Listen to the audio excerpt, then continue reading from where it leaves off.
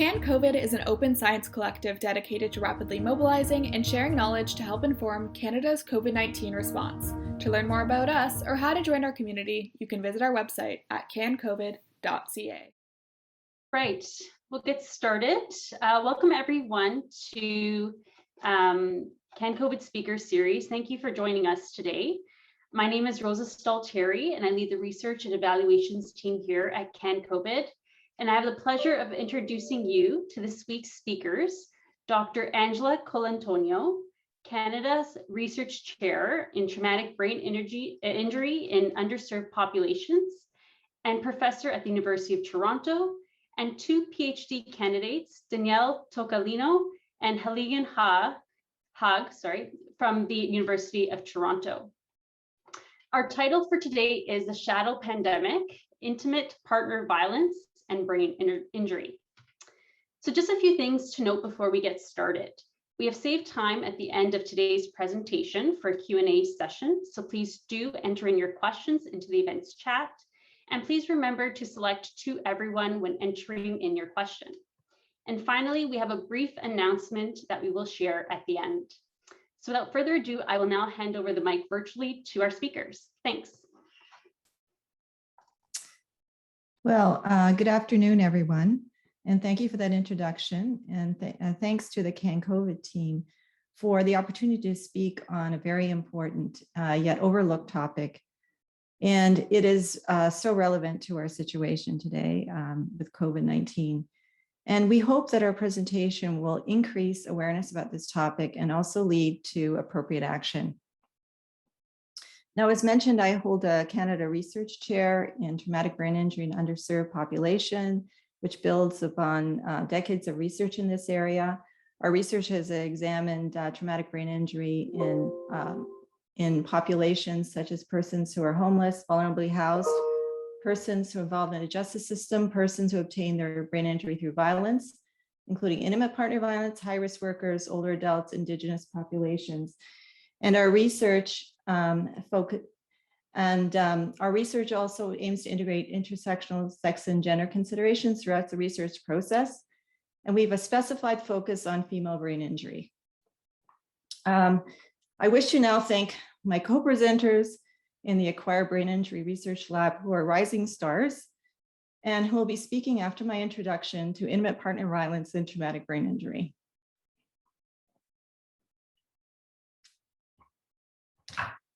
I wish to recognize the land upon which the University of Toronto operates, which for thousands of years has been the traditional land of the Huron-Wendat, the Seneca, and most recently the Mississaugas of the Credit River.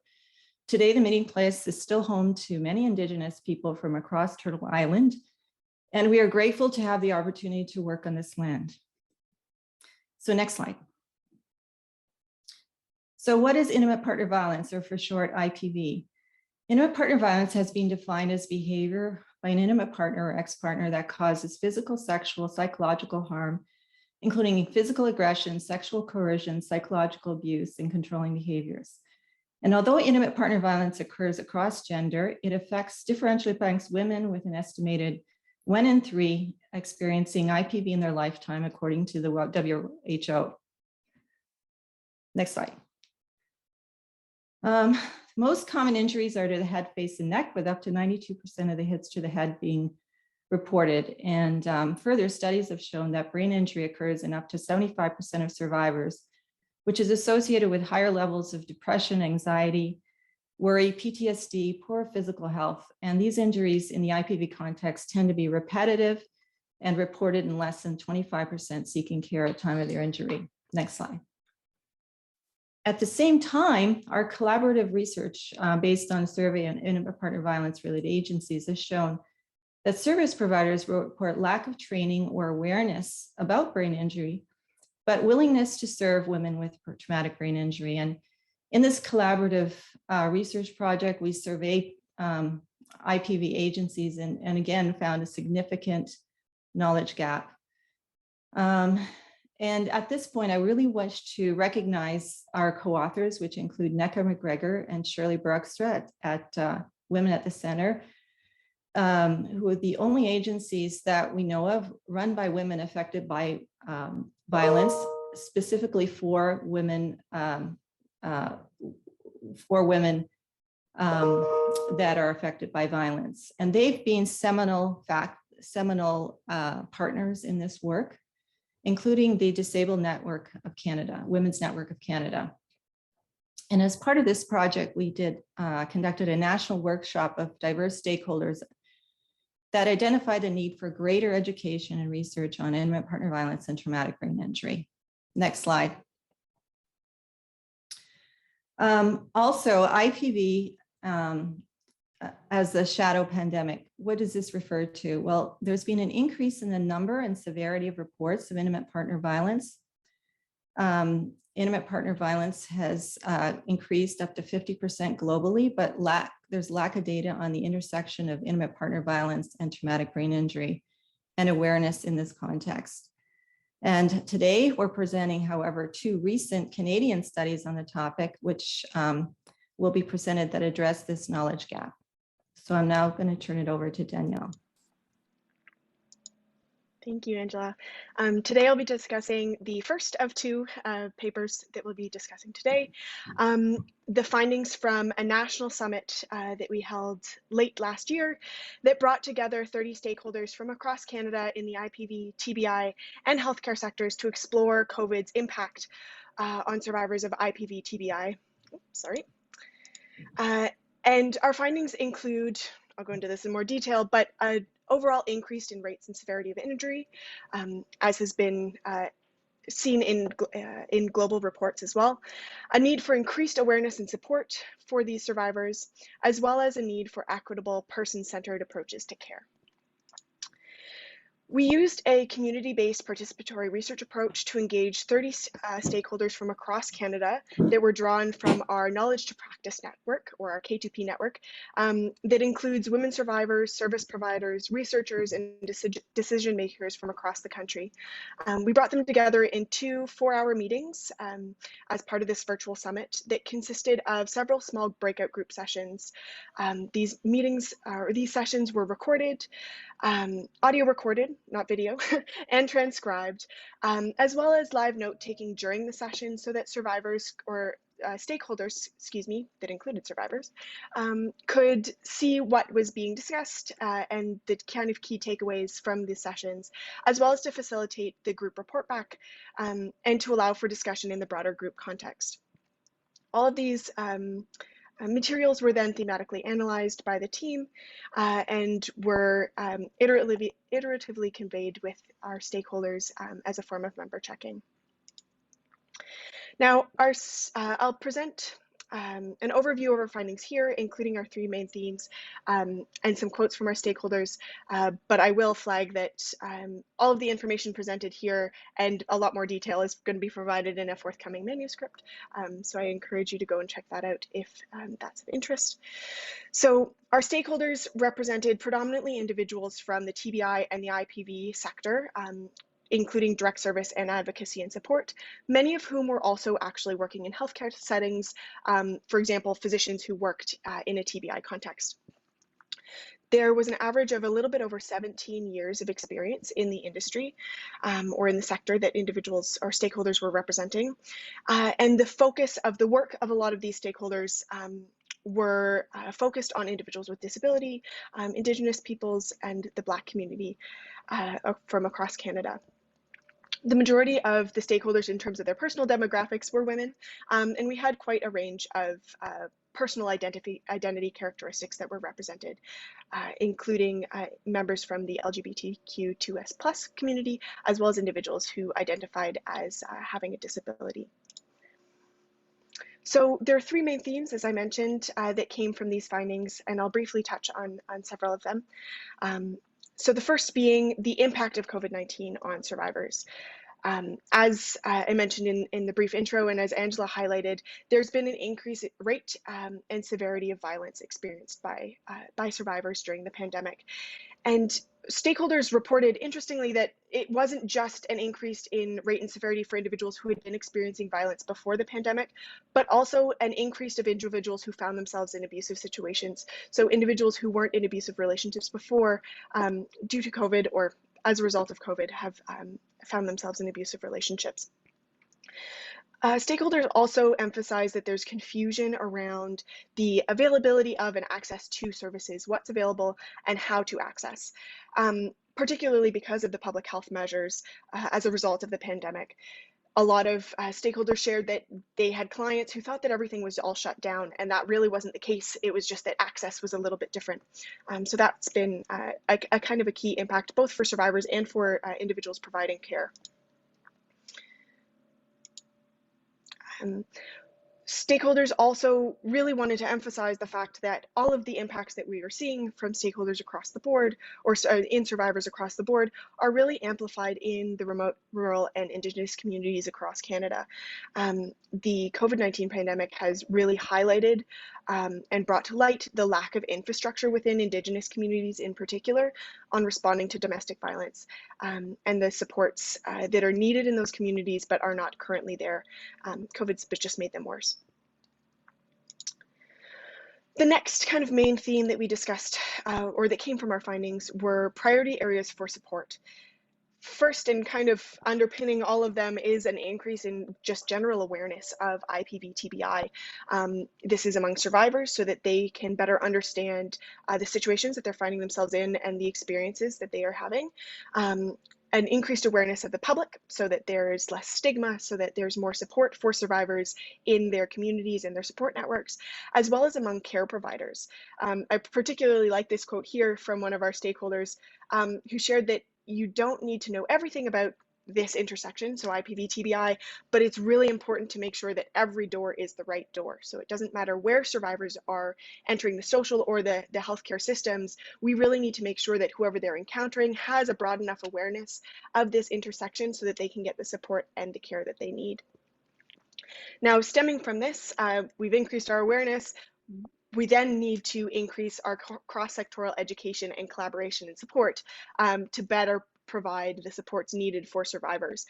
So we brought together individuals from the IPV and the TBI sector, a lot of people working in community organizations, as well as people working in healthcare settings. And so often this work is siloed. And really, all of the stakeholders emphasize the need for support for building those bridges and creating those networks and maintaining those networks so that when someone shows up, someone knocks on one door, that individual is then empowered to provide, opening of doors to the other services that those survivors need. And a key part of that is actually providing funding to support those collaborative networks. A lot of the individuals, stakeholders who are from community organizations who receive grant funding noted that almost all of the pennies that they get have strings attached to them. So having some funding that's earmarked for creating and developing those networks is really critical.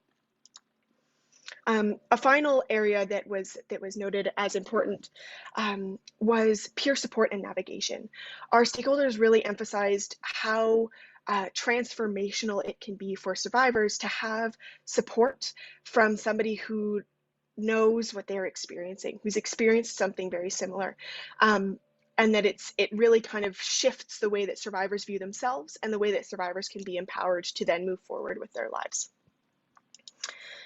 Our next and final theme for this section is the barriers and facilitators to support.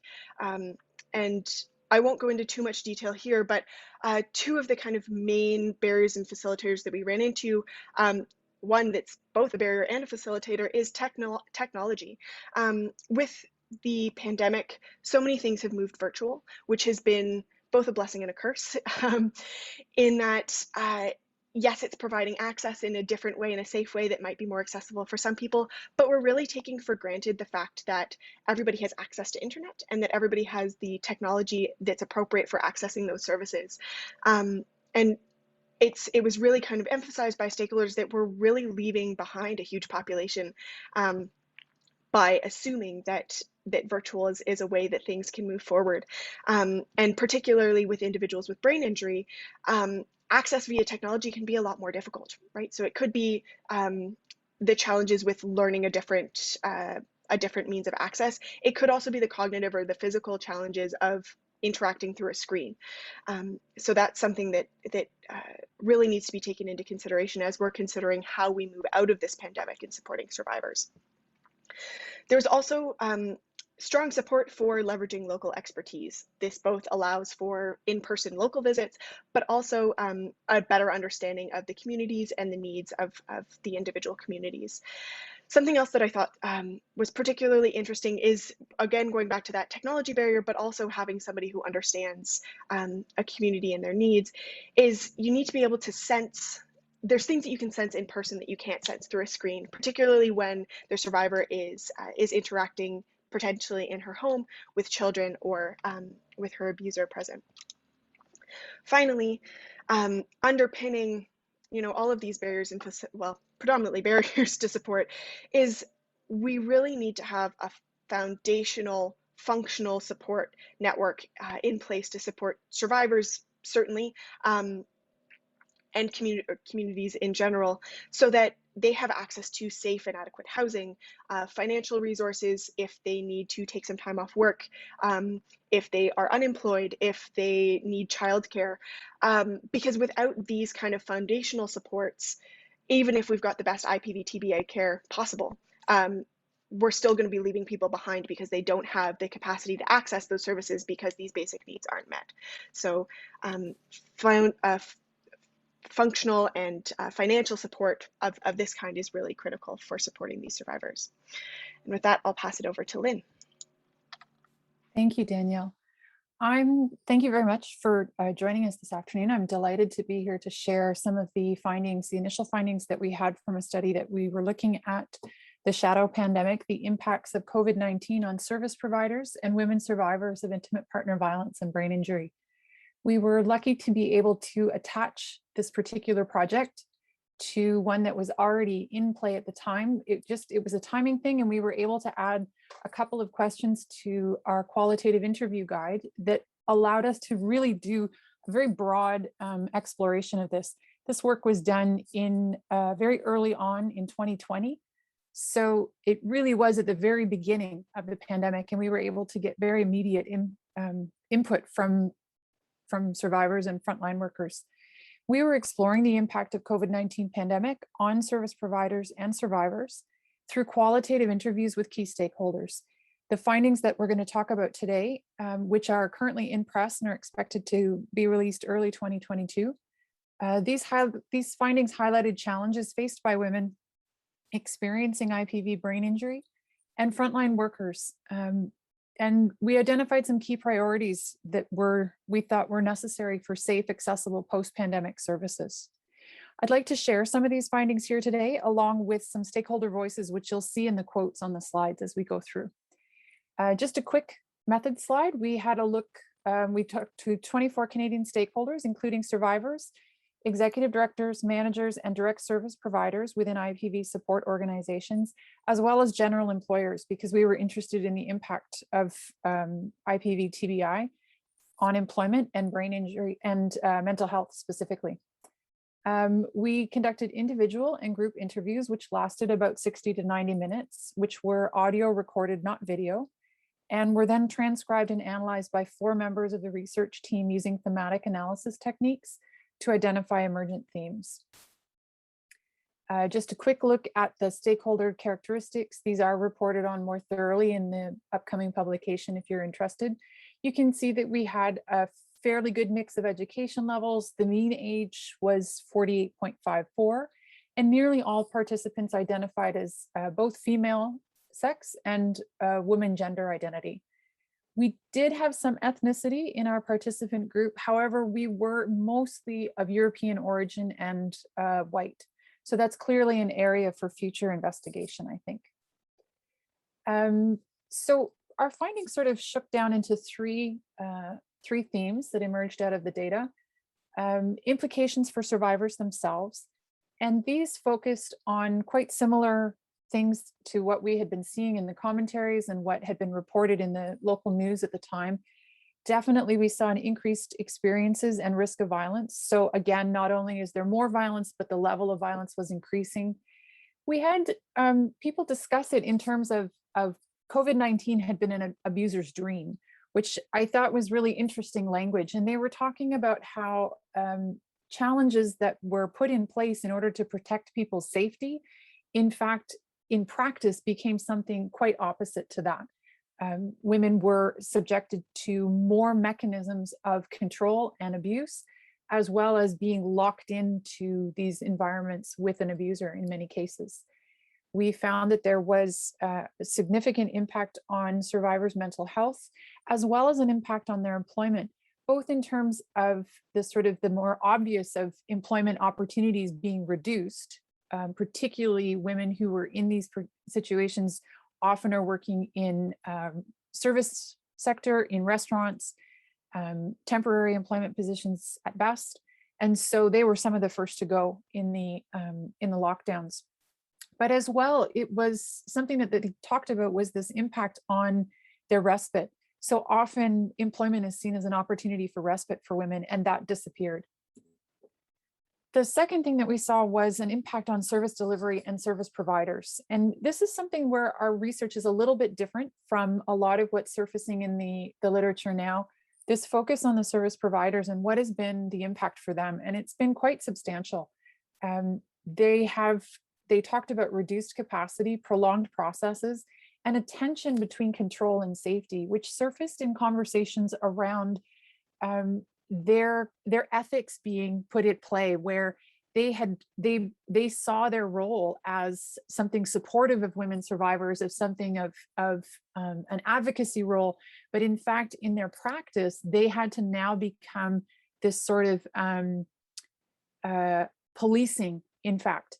So they had, for perfectly good reasons in terms of women's health, they now had to become the person who would lock people in and who would demand to know, where are you going? Where have you been? What have you been doing? And the survivors discussed this in terms of a re-triggering and a re-traumatizing, but the service providers really noted how this was a disconnect with what they believed they should be doing in terms of their practice. This related to an increase in stress and a number of work-related mental health challenges. And they also discussed that there was an extreme need for adaptability and flexibility of services, which really hit the ground on the fly, and again, increased their stress. Lastly, we talked about some key priorities. What did they see us needing to do to be able to move forward through the pandemic and beyond? And very similarly to the work that Danielle was reporting on, we had areas of education, technological access and support. The notion that basic internet access should be seen as a human right. This should be something that all women in these circumstances actually have access to. That became a mechanism of control for partners. So I think there's more to that technology piece than we're thinking of just on the surface often. An increased need for funding. Clearly, we talked to frontline workers who were having to foot the bill for hardware and software, for phone cards that had data access to them, things like that. Another piece that really surfaced that I think is important, it was outreach, that need for there to be person-to-person contact. When we spoke to folks very early on, they talked about how they had been shut down in the sense that they couldn't do face-to-face support, and that really that just was not, it wasn't enough in this condition, in this context. Lastly, we just wanted to highlight something that we've been working on for the last couple of years. That's a resource for folks to use in the community.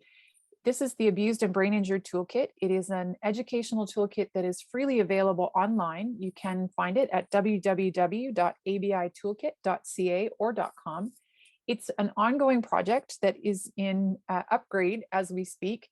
And it's really a training educational toolkit that can be used by frontline workers, can be used by survivors, healthcare professionals. We really are working to expand the resources that are available and make them contextually specific depending on who might be interested.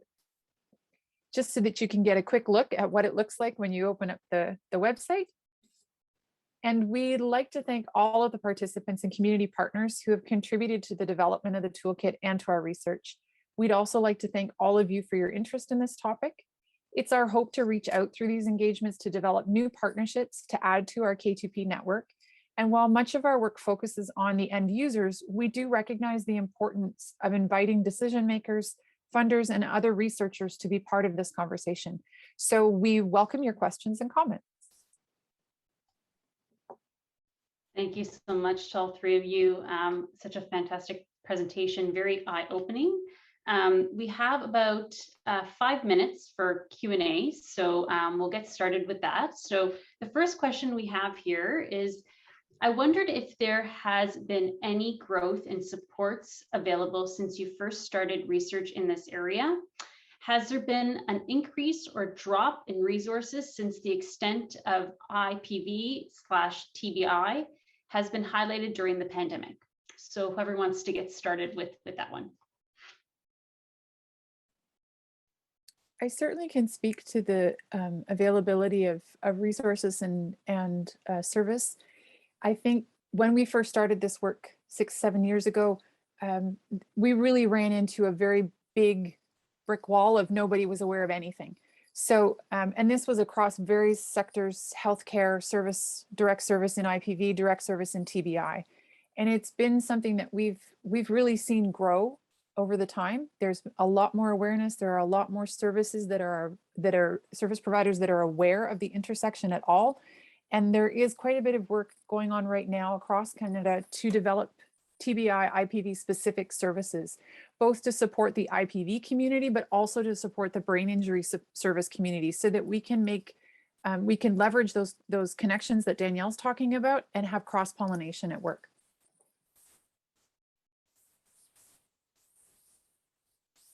Danielle or Dr. Colantonio, would you like to add anything? I also want to say too that we're part of an international task force in IPV and traumatic brain injury too, through pain concussions, that's available as well. And we find that internationally too, there's more and more increased attention to this area. In fact, I'm now co-editing a special issue with a colleague at Harvard, Ibalera, that's going to be coming up in a couple of months. So yes, there is so much more that has grown since we started in this field in terms of awareness, and a more like we're finding that some of the agencies have even used our data to get funding to support programs to look at this intersection. So, and that's what the research is for. So we're really hoping that the work that we've done is a resource to the community in order to, and of course, persons with lived experience of brain injury and traumatic brain injury in terms of the services that are out there. Thank you so much. So we'll go on to the next question here. Did stakeholders present any hard data to support their observations that rates were increased? We did have one yes and no. So there was in particular sharing of almost a 300%, if I'm remembering the stat correctly, increase in individuals reaching out for support. So survivors reaching out for support. And then of course there were, we were directed to a number of reports. So there are reports out there from, I'm going to forget who the actual individual organizations are, but Women's Shelters Canada put out a report indicating some of the increases in violence that have been seen. So there are numbers to back it up. Halina or Dr. Colantonio, anything else to add, or we can go on to the next question? You can go on. Okay, great. So the next question we have here is, if there is one piece of wisdom or advice from your research for service providers, what would that piece of wisdom or advice be? As a social worker, I'll field that one. I think that's a great question. And my advice would be, think big picture. Just don't close the door. If you're working with someone who has experienced IPV and you start to notice some things that are a little bit inconsistent, maybe their ability to remember things is just not quite what you expect, or their story changes a little bit from time to time, They forget things easily. They talk about they suffer from headaches. They talk about maybe they have difficulty concentrating. Consider the possibility that there's more to the situation and that there could be underlying cognitive impairment. And start to unpack that a little bit. Take a look at the toolkit. Take a look at it for yourself in terms of increasing your education and your awareness, but also work through it with a client. That's quite possible, and we designed it in order to be able to do that. Thanks. And it is 4:30, so there's just one other question we do have here, so I'll relay that, and then we'll end the session. So what are the key messages that could be included in a public health campaign to raise awareness about IPV and brain injury during the pandemic/post-pandemic? And are any other ideas on how to reach out to those who may need access to providers for IPV and brain injury, and how to bridge that connection? Two-part question there. Well, I think it's really important to support organizations that are frontline providers that are working with the population, and also to have the voice of women affected by violence at the forefront in terms of approaches. I think that's kind of how we would proceed, how we aim to proceed in our research. I don't know if you want to add. Again, just to sort of to address the second part of that question, the toolkit does have services. There's a whole section in the toolkit that are on local services across the country. So for every province, we have somewhere that you can go to seek further information and support on brain injury. Some places obviously have more than others, but at least there's something for every province and territory. So that is an option. If you're looking for services, you're looking to reach out and understand more about what's happening, you can take a look at the toolkit for that as well. Okay, well, I'm going to end the session here. It's about 2 minutes after 4:30. I just want to say, on behalf of the CanCOVID team, I'd like to extend our thanks to Dr. Colantonio, Danielle Toccalino, and Halina Haag for shedding light on this important research, and thanks so much all for your advice as well to our attendees. And next week's speaker series is on Tuesday from 4 to 4:30 Eastern Daylight Time, where we will hear from Dr. Christian Riegholt from the University of Manitoba on patterns and descriptors of COVID-19 in Manitoba. And that's all for the announcements for today. So this concludes today's event. Thanks again for joining us, and we'll see you all next week. Thanks for joining. Bye-bye. We would like to thank our speakers and members of our network for their continued support and participation in Canada's pandemic response. If you are interested in learning more about CanCOVID or joining our Pan-Canadian COVID-19 Research Network, please visit our website at www.cancovid.ca.